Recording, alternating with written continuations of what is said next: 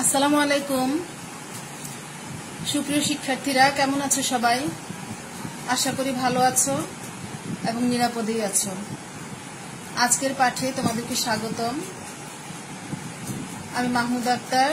আজকে জীববিজ্ঞান ক্লাসে আমরা জীব প্রযুক্তি নিয়ে কথা বলবো। শিক্ষার্থীরা, একটু ছবি দেখতে পাচ্ছি আমরা। ছবিতে কি দেখতে পাচ্ছ বলো তো? তোমাদের পাঠ্য বইয়ের কোনো বিষয়ের সাথে কি ছবিটির মিল রয়েছে? নিশ্চয়ই তোমরা বলবে টিস্যু কালচার। তাহলে চলো, আজকে আমাদের পাঠের বিষয় হচ্ছে টিস্যু কালচার প্রযুক্তি ও এর ধাপসমূহ।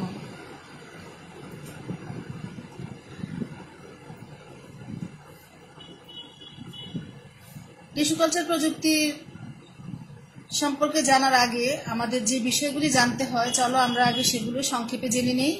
জীব প্রযুক্তি কি? যদি একেবারে সহজভাবে আমি বলি তাহলে বলা যায় যে মানব কল্যাণে জীবের প্রযুক্তিগত ব্যবহারের কলা কৌশলকে জীব প্রযুক্তি বলে। অন্য কথায় আমরা বলতে পারি, জীবিত উদ্ভিদ, প্রাণী, অণুজীব এবং এদের অংশবিশেষ ব্যবহার করে মানবতার কল্যাণে ব্যবহার উপযোগী উন্নত বৈশিষ্ট্য সম্পন্ন নতুন উদ্ভিদ, প্রাণী, অণুজীব বা দ্রব্য উৎপাদনে প্রয়োগকৃত প্রযুক্তি হলো জীব প্রযুক্তি।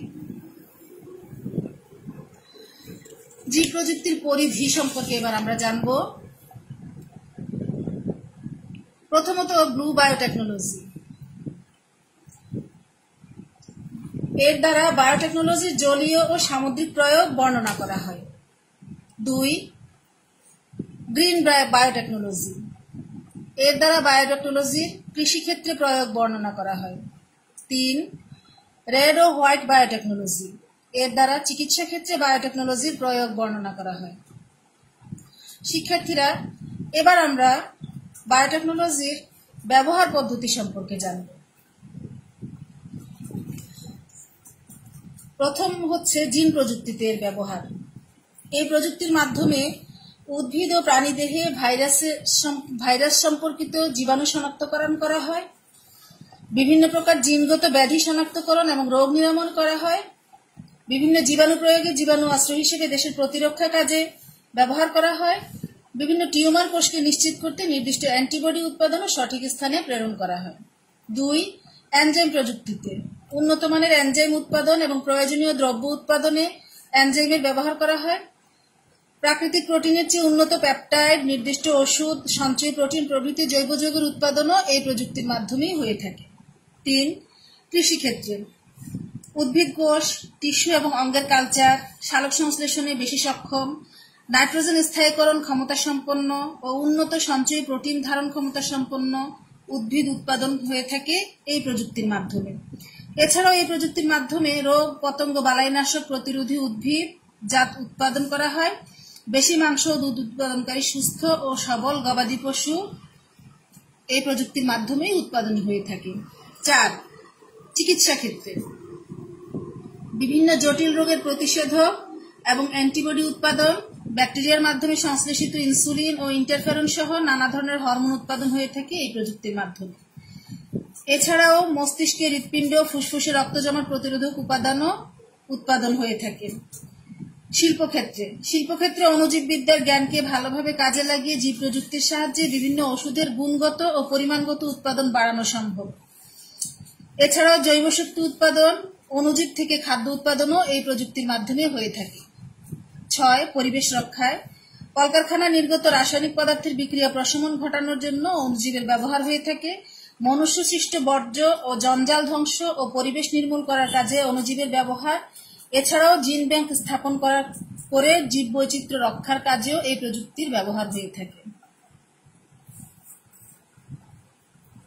এবার আমরা মূল আলোচনায় প্রবেশ করি। উদ্ভিদ টিস্যু কালচার কি? উদ্ভিদের যে কোনো বিভাজনক্ষম অঙ্গ থেকে বিচ্ছিন্ন কোনো টিস্যু সম্পূর্ণ জীবাণুমুক্ত অবস্থায় উপযুক্ত পুষ্টি মাধ্যমে বৃদ্ধিকরণ করাকে উদ্ভিদ টিস্যু কালচার বলে। বিভাজনক্ষম অঙ্গ কোনগুলো হবে?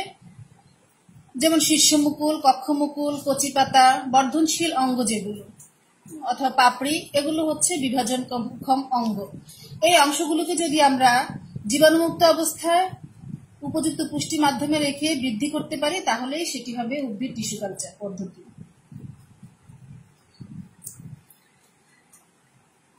টিস্যু কালচার পদ্ধতিতে এই যে বিচ্ছিন্ন একটা টিস্যুকে উপযুক্ত পুষ্টি মাধ্যমে রেখে এটাকে বৃদ্ধি করা হবে বা পূর্ণাঙ্গ উদ্ভিদে পরিণত করা হবে। এই পূর্ণাঙ্গ ছোট্ট একটি অংশ টিস্যু পূর্ণাঙ্গ উদ্ভিদে পরিণত হওয়ার যে ক্ষমতা, একে বলা হয় টটিপোটেন্সি।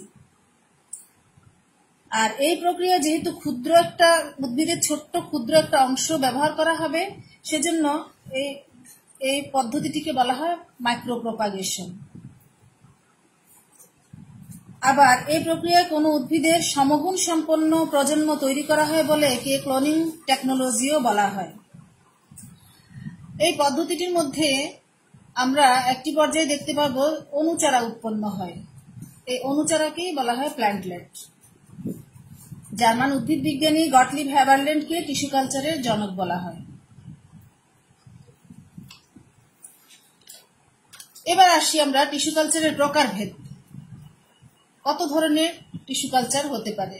1. কক্ষমুকুল culture, 2. Meristem culture, 3. Micropropagation, 4. Callus কালচারের মাধ্যমে চারা উৎপাদন, 5. দৈহিক কোষ থেকে ভ্রূণ উৎপাদন, 6. পরাগধানী কালচারের মাধ্যমে হ্যাপ্লয়েড উদ্ভিদ উৎপাদন, 7. প্রোটোপ্লাস্ট কালচার ইত্যাদি।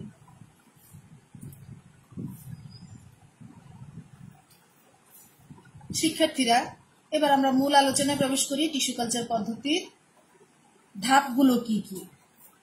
যে ধাপগুলো অনুসরণ করে টিস্যু কালচার করা হয়, আমরা এই ধাপগুলো এখন জানব।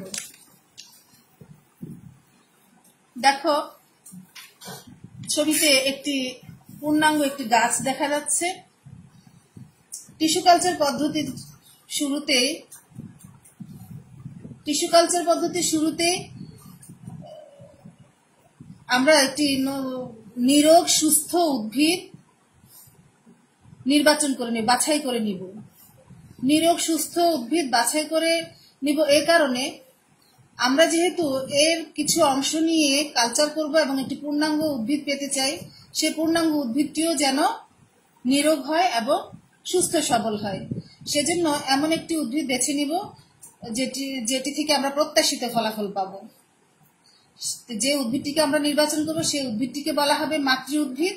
এবং এর যে অংশগুলো আমরা বেছে নিব, যেমন বর্ধিত অংশ, এর আগে আমরা বলেছি বর্ধিষ্ণু অঞ্চল বা বিভাজনক্ষম অঞ্চল, পার্শ্বমুকুল, শীর্ষমুকুল ইত্যাদি, এগুলোকে বলা হয় এক্সপ্ল্যান্ট। দেখো, ছবিতে কিছু অংশ আমরা আলাদা করে নিয়েছি, এক্সপ্ল্যান্টকে আলাদা করা হয়েছে। এর পরবর্তী পর্যায়ে দেখো একটি কনিক্যাল ফ্লাক্স দেখা যাচ্ছে এবং এর মধ্যে কিছু ফ্লুইড দেখা যাচ্ছে। ফ্লুইডের মতো অংশটার মধ্যে আমরা এক্সপ্ল্যান্টকে স্থাপন করব। এখন এই ফ্লুইডটা কি জিনিস? এখানে এক্সপ্ল্যান্ট বর্ধিত হওয়ার জন্য যে পুষ্টি উপাদানগুলো প্রয়োজন, সেই পুষ্টি উপাদানগুলো দেওয়া হয়। যেমন ভিটামিন, ফাইটোহরমোন, সুক্রোজ ইত্যাদি এই মাধ্যমে দেয়া থাকে। আর মিডিয়ামটিকে ঘন করার জন্য এগার এগার ব্যবহার করা হয় এবং এই মাধ্যমটির পিএইচ সাধারণত 5.5 থেকে 5.8 এর মধ্যে রাখা হয়। যখন এই মাধ্যমটির সম্পূর্ণ এই অবস্থাটা বিরাজ করবে তখন একে বেজাল মিডিয়াম বলা হয়। এর পরবর্তী ধাপে আমরা একটি মেশিন দেখতে পাচ্ছি। এই মেশিনের মধ্যে আমরা এই যে দ্বিতীয় ধাপে আমরা যে কনিক্যাল ফ্লাক্সটি দেখতে পাচ্ছি, যেটিকে তৈরি করা হয়েছে টিস্যু কালচারের জন্য, এই সম্পূর্ণ এই কনিক্যাল ফ্লাক্সটিকে এনে এই মেশিনটির ভিতরে দেয়া হয়। এটি দেয়া হয় কেন? জীবাণুমুক্ত করার জন্য। আর এই যন্ত্রটি হচ্ছে জীবাণুমুক্তকরণ যন্ত্র, অটোক্লেভ। এই অটোক্লেভের মধ্যে 121 ডিগ্রি সেন্টিগ্রেড তাপমাত্রা, 15 পাউন্ড চাপে আমি যে যন্ত্রপাতিগুলো জীবাণুমুক্ত করতে চাই, সেই যন্ত্রপাতিগুলো 20 মিনিট যদি রাখা হয় তাহলে তা জীবাণুমুক্ত হয়ে যাবে।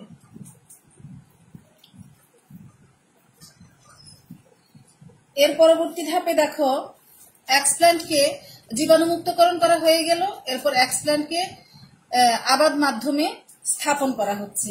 এক্সপ্ল্যান্টটিকে নির্বীজ করার জন্য অ্যালকোহল ব্যবহার করা যেতে পারে।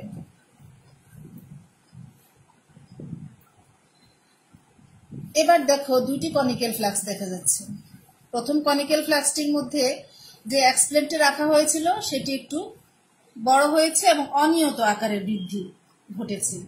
এই অনিয়ত আকারের মন্ড আকৃতির যে বৃদ্ধিটি হয়েছে তাকে বলা হয় ক্যালাস। এই কনিক্যাল ফ্লাক্সটিকে এক্সপ্ল্যান্ট স্থাপন করার পরে আবাদ মাধ্যমযুক্ত কনিক্যাল ফ্লাক্সটিকে নির্দিষ্ট আলো 3000 থেকে 5000 লাক্স এবং 17 থেকে 20 ডিগ্রি সেন্টিগ্রেড তাপমাত্রা এবং যে কক্ষে রাখা হবে সে কক্ষের আপেক্ষিক আর্দ্রতা 70 থেকে 75% নিয়ন্ত্রিত এই কক্ষে রাখা হয়। যদি এতটুকু সাবধানতা অবলম্বন করা যায় তাহলে তখন এক্সপ্ল্যান্টটি বারবার বিভাজিত হয়ে এই ক্যালাসে পরিণত হয় আর ক্যালাস থেকেই মুকুল সৃষ্টি হয়, ক্ষুদ্র ক্ষুদ্র মুকুল সৃষ্টি হয়। এর পরবর্তী ধাপে দেখো যেখানে মুকুল সৃষ্টি হলো বা ক্ষুদ্র ক্ষুদ্র চারা সৃষ্টি হলো সেখানে কিন্তু মূল সৃষ্টি হয়নি। কিন্তু 6 নম্বর ধাপে এসে দেখো মূল সৃষ্টি হচ্ছে, অর্থাৎ এখানে এই পর্যায়ে মূল উৎপাদনকারী মাধ্যমে স্থাপন করা হয়েছে অনুচারাগুলোকে এবং সেখানে মূল সৃষ্টিকারী হরমোন প্রয়োগ করা হয়েছে। ধীরে ধীরে মাধ্যমে স্থাপিত মুকুলগুলোর মধ্যে মূল সৃষ্টি হয়েছে এবং তা আস্তে আস্তে চারা গাছে পরিণত হচ্ছে। পরবর্তী ধাপে দেখো একটি টবের মধ্যে এখান থেকে এই মূল বিশিষ্ট চারাগুলোকে টবের মধ্যে স্থানান্তর করা হচ্ছে। এখান থেকে কালচার মাধ্যম থেকে খুব সাবধানতার সাথে চারাগুলোকে উঠিয়ে এনে টবে বা ছোট পাত্রে স্থানান্তর করা হয়। এভাবে টিস্যু কালচারের মাধ্যমে চারা গাছ উৎপাদনের কাজটি সম্পন্ন করা হয়। সর্বশেষ ধাপ প্রাকৃতিক পরিবেশে স্থানান্তর। এখানে দেখো টবটিকে যখন টবের মধ্যে চারা গাছটা নেওয়া হয় তখন কিছুটা সময় আর্দ্র স্থানে রাখা হয়। এরপরে চারা গাছগুলোকে মাঝে মাঝে কক্ষের বাইরেও রাখা হয় প্রাকৃতিক পরিবেশের সাথে যেন এটি অভিযোজিত হয়ে যায় বা খাপ খাইয়ে যায়। সেজন্য এই টবটিকে কিছুক্ষণ ঘরের মধ্যে রাখা হয়, কিছুক্ষণ বাইরে রাখা হয় প্রাকৃতিক পরিবেশে। তখন এরপর ধীরে ধীরে চারাগুলো পূর্ণাঙ্গ সজীব এবং সবল সুস্থ একটি পূর্ণাঙ্গ চারা গাছে রূপান্তরিত হয়। এর পরবর্তী পর্যায়ে এটিকে মাঠে কৃষকের কাছে বিতরণ করা হয়। এই হচ্ছে টিস্যু কালচার পদ্ধতির ধাপগুলো। এবার তোমরা এক নজরে 8টি ধাপ দেখে নাও।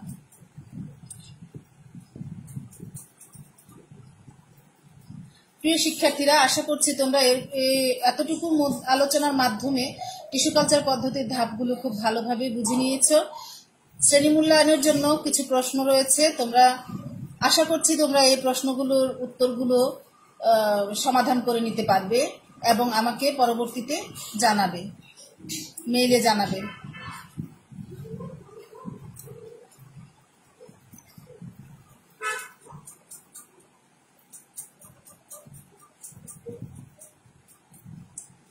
তোমাদের জন্য বাড়ির কাজের একটি প্রশ্ন রয়েছে। বাড়ির কাজের প্রশ্নটিও সমাধানের চেষ্টা করবে এবং আমাকে ইমেইলে জানাবে। বিলুপ্তপ্রায় উদ্ভিদ সংরক্ষণে টিস্যু কালচার প্রযুক্তির ভূমিকা বর্ণনা করো। প্রিয় শিক্ষার্থীরা, এতক্ষণ ক্লাসে থাকার জন্য তোমাদের সবাইকে অনেক অনেক ধন্যবাদ। সবাই ভালো থেকো। আল্লাহ হাফেজ।